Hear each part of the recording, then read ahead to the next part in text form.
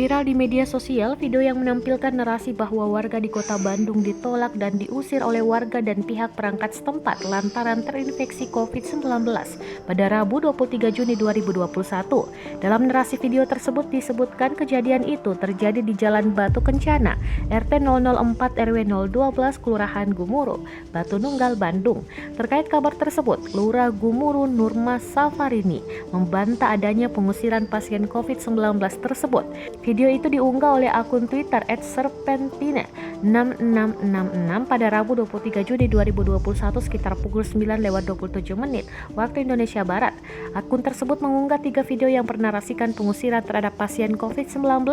Dalam video pertama, pengunggah menyatakan dirinya dan ibu beserta kekasihnya terinfeksi COVID-19. Ketiganya menjalani isolasi mandiri di rumah atas permintaan rumah sakit. Namun ketiganya didatangi oleh sejumlah warga dan perangkat setempat. Dalam narasi video dijelaskan ketiganya diusir oleh warga setempat lantaran menjalani isolasi mandiri. Menurut pengunggah, ketiganya bahkan juga dianggap mengotori wilayah tersebut.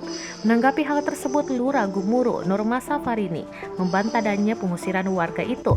Nurma mengungkapkan konflik tersebut terjadi lantaran adanya miskomunikasi. Ia mengaku datang ke rumah pengunggah video tersebut bersama camat seusai adanya informasi warganya yang positif COVID-19.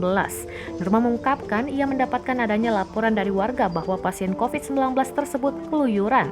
Hal tersebut yang membuat khawatir warga sekitar dan melaporkannya ke puskesmas tempat.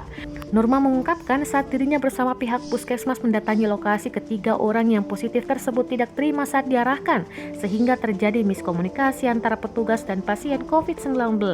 Ia tegas membantah adanya tindakan pengusiran pasien positif di wilayahnya.